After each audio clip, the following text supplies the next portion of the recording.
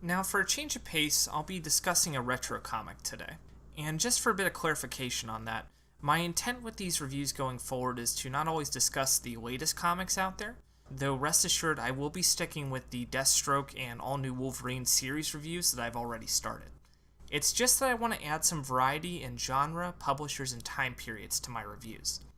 With that in mind, I'll be discussing the Batman Adventures Volume 1, written by Kelly Puckett, Martin Pascal, with art by Ty Templeton, Brad Ratter, Mike Parobeck, and Rick Burkett. The Batman Adventures is exactly what you would expect it to be. It's an extension of the popular Batman the Animated Series, taking place between the raindrops of the early Season 1 episodes, with the Caped Crusader continuing his war against the criminal element of Gotham. These predominantly one-shot adventures feature Batman going up against the likes of the Penguin, Catwoman, Joker, Scarecrow, and Riddler, amongst other threats. It's funny that I happened across this book when I did. Before reading this, I'd been mulling over the issue of accessibility in comics.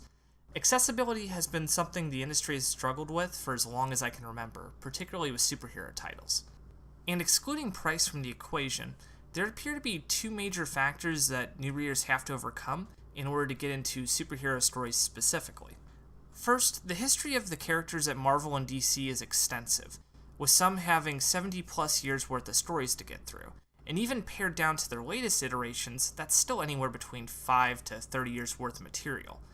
True, one doesn't have to start from the beginning necessarily to appreciate the present day content, but the reading audience inherently wants to start there, and that much material is a daunting task for someone who just wants to try out a Batman or Spider-Man comic for the first time. Not even independent books are immune to this, though to a lesser degree. 100 Bullets may be one of my favorite independent comics of all time, but not everyone is willing to commit to a 13-volume main series and one spin-off story afterwards. The second factor involves the storytelling mechanics of the medium itself. Unlike film, TV, video games, and even novels, comics is something that has a bit more of a learning curve to it. There's something about the combination of words and pictures that causes some people to have a difficult time following the story, which is understandable. Comics utilize a different set of tools than what most people are used to, and depending on what book they choose, their learning curve can be simplistic with books like Frank Miller's Daredevil works and Watchmen, or they can be more complicated, like with Alias, or as it's referred to now, Jessica Jones' Alias in the later printings, or Grant Morrison's Batman run. With these taken into consideration, along with differing story preferences of the readers, it's nearly impossible to have a book that's regarded as a universal jumping-on point for those new readers. The Batman Adventures Volume 1, however, might be the closest thing that there is to one, through its use of the popular animated series setting and concise and efficient storytelling that's enjoyable for new and experienced readers alike. Let's start with the obvious one first. You don't have to know jack about the latest Batman comics, or even DC for that matter, to appreciate this. Just answer this for me. Are you a fan of Batman the Animated Series? If so, you'll be right at home here with the familiar visuals and voices of the characters. But the beauty is, even if you're not familiar with the animated series, you can still enjoy this with even the most basic knowledge about Batman, which is a pretty safe assumption to make given that most of the world knows about Batman at this point with all the various film, TV, and video games out there.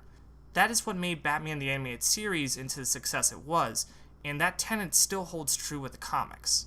This volume also has an excellent handle on the dark tones of Batman, mixed with the fun of the animated series, while still being able to push the envelope just a bit more than its counterpart.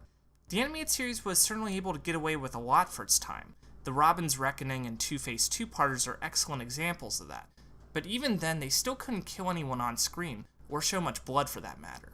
The bulk of the violence in that series was implied, which worked brilliantly in some bits, but could have added much more to their stories if they were allowed to take it just a little bit further.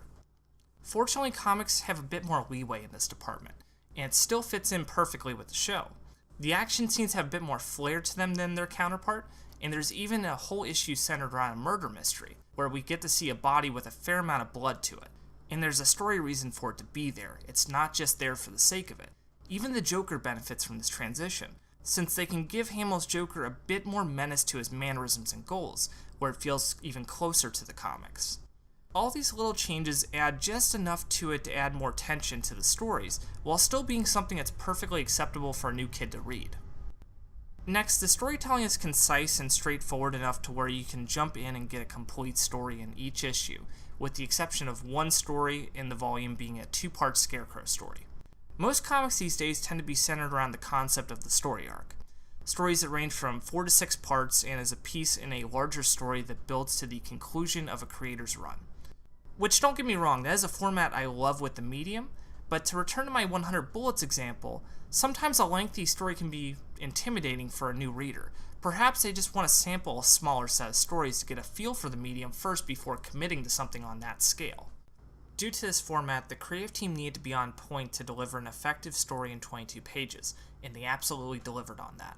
They placed the reader into the heart of the story each and every time, wasting no page with superfluous characters or subplots. Everything in the issue is relevant to the story, and they even have enough room left to pull off some small twists every so often.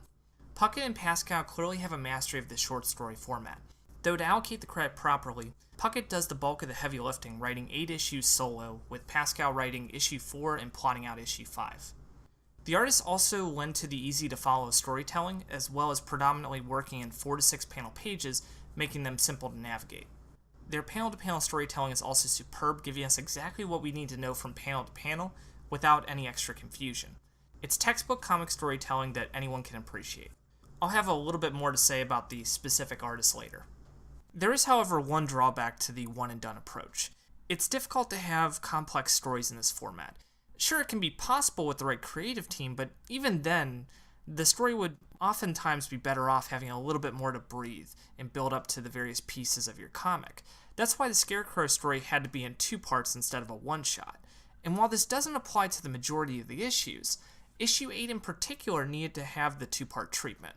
I'll have to keep it a bit vague to avoid spoilers, but suffice to say the creative team attempted a sympathetic villain angle, and it didn't come together as well as the other issues. It was a solid idea, but it needed more room to build for that payoff to have an impact on the readers.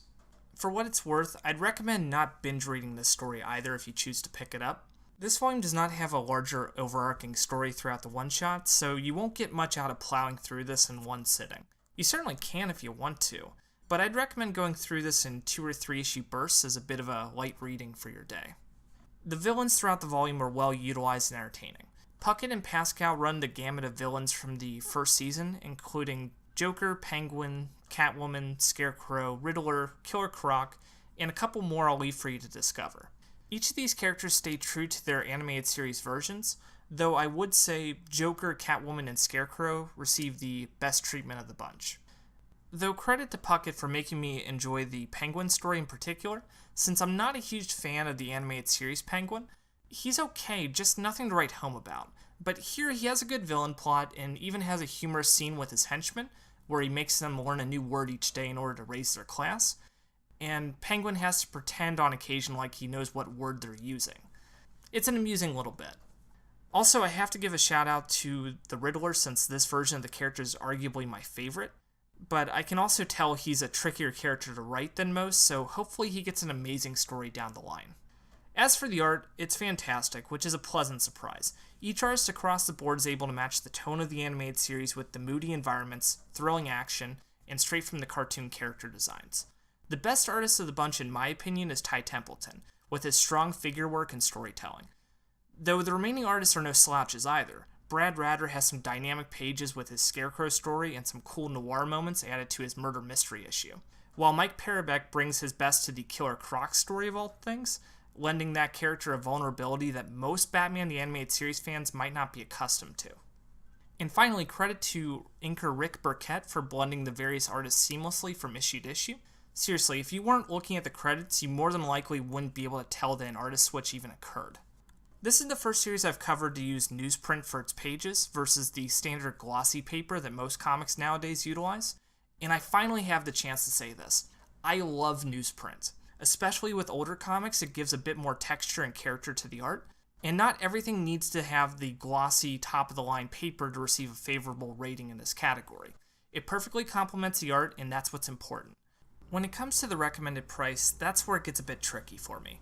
Because this is able to cater to a wider audience, I was tempted to implement 2 separate recommendations, one for new readers and one for experienced fans. But one price is the rating system I decided on with these reviews, and that's what I'm going to stick with.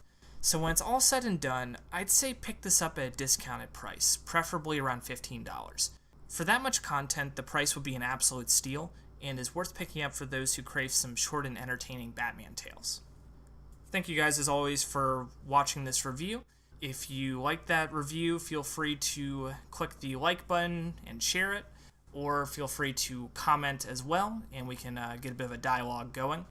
Also, as a heads up, this is the new look for the series going forward, so I hope that's as exciting for you guys as it is for me. And tune in 2 weeks when I will be reviewing the Milkman Murders from Image Comics. Hope to see you then.